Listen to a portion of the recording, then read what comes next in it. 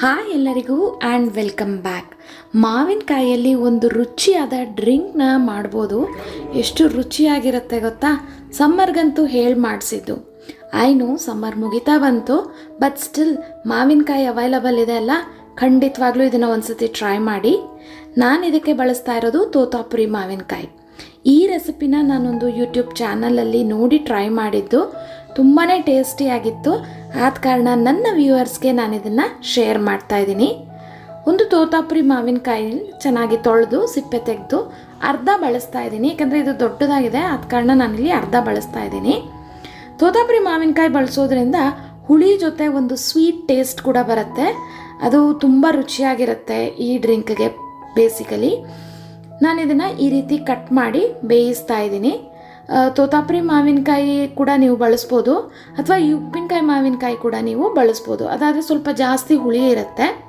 ಸ್ವಲ್ಪ ನೀರು ಹಾಕಿ ಕುಕ್ಕರಲ್ಲಿ 2 ವಿಷಲ್ ಕೂಗ್ಸಿದ್ರೆ ಸಾಕು, ಈ ರೀತಿ ನುಣ್ಣಗೆ ಬೆಂದಿರುತ್ತೆ. ಇದನ್ನು ನಾನು ಮಿಕ್ಸಿ ಜಾರ್ಗೆ ಹಾಕ್ಕೊಂಡು ಪೇಸ್ಟ್ ಮಾಡ್ಕೊಳ್ತಾ ಇದ್ದೀನಿ. ಇದರ ಜೊತೆ ಇನ್ನೂ ಫ್ಯೂ ಇಂಗ್ರೀಡಿಯೆಂಟ್ಸ್ನ ಹಾಕ್ಕೊಳ್ತಾ ಇದ್ದೀನಿ. ಏನಪ್ಪ ಅಂತಂದರೆ, ಒಂದು ಅರ್ಧ ಇಂಚಷ್ಟು ಶುಂಠಿ, 1 ಕಡ್ಡಿಯಷ್ಟು ಕರಿಬೇವಿನ ಸೊಪ್ಪು, ಅರ್ಧ ಹಸಿಮೆಣಸಿನ್ಕಾಯಿ, ಜಾಸ್ತಿ ಸ್ಪೈಸಿ ಇರಬಾರ್ದು, 1 ಕಪ್ಪಷ್ಟು ತೆಂಗಿನಕಾಯಿ ತುರಿ ಅಥವಾ ತೆಂಗಿನಕಾಯಿ ಹೋಳು, ಅದನ್ನು ಹಾಕ್ಕೊಳ್ತಾ ಇದ್ದೀನಿ. ಜೊತೆಗೆ ಅರ್ಧ ಹಿಡಿಯಷ್ಟು ಕೊತ್ತಂಬರಿ ಸೊಪ್ಪನ್ನ ಹಾಕ್ಕೊಂಡು ಇದಕ್ಕೆ ನೀರು ಹಾಕಿ ನುಣ್ಣಗೆ ನೀವು ರುಬ್ಕೊಳ್ಬೇಕಾಗತ್ತೆ. ಅಂದರೆ ಈ ಚಟ್ನಿ ಎಲ್ಲ ನಾವು ಹೇಗೆ ರುಬ್ಕೊಳ್ತೀವಿ ಆ ರೀತಿ ಇದನ್ನು ನುಣ್ಣಗೆ ರುಬ್ಕೊಳ್ಬೇಕಾಗತ್ತೆ. ನಂತರ ಇದನ್ನು ನಾವು ಶೋಧಿಸ್ಕೊಳ್ಬೇಕು. ಅಂದರೆ ಈ ಕಾಯಿ ಹಾಲೇನು ಹಿಂಡ್ತೀವಲ್ಲ ಆ ರೀತಿ ನೀವು ಇದನ್ನು ಇದರ ಎಕ್ಸ್ಟ್ರಾಕ್ಟ್ ಮಾಡ್ಕೊಳ್ಬೇಕು. ಜ್ಯೂಸ್ ರಸನ ನೀವು ತೆಕ್ಕೊಳ್ಬೇಕಾಗತ್ತೆ. ಇನ್ನು ಯಾರೆಲ್ಲ ನನ್ನ ಚಾನೆಲ್ನ ಸಬ್ಸ್ಕ್ರೈಬ್ ಮಾಡದೆ ನೋಡ್ತಿದ್ರೆ ಸಬ್ಸ್ಕ್ರೈಬ್ ಮಾಡಿ.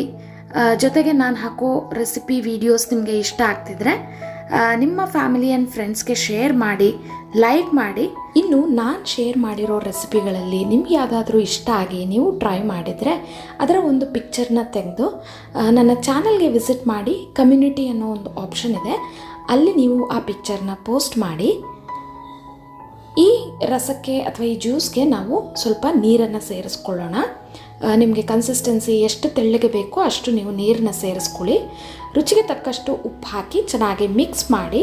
ನೀವು ಇದನ್ನು ಹೀಗೆ ಕೂಡ ಸರ್ವ್ ಮಾಡ್ಬೋದು, ಅಥವಾ ಫ್ರಿಜ್ಜಲ್ಲಿ ರೆಫ್ರಿಜರೇಟ್ ಮಾಡಿ ಕೂಡ, ಅಂದರೆ ಚಿಲ್ ಮಾಡಿ ಕೂಡ ನೀವು ಸರ್ವ್ ಮಾಡ್ಬೋದು.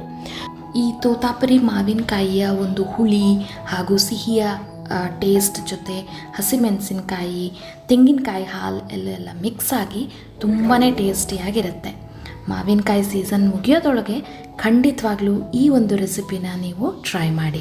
ಮುಂದಿನ ಇಂಟ್ರೆಸ್ಟಿಂಗ್ ರೆಸಿಪಿಯೊಂದಿಗೆ ನಾನು ನಿಮಗೆ ನೆಕ್ಸ್ಟ್ ವಿಡಿಯೋದಲ್ಲಿ ಸಿಗ್ತೀನಿ. Stay tune, stay connected. Thank you for watching.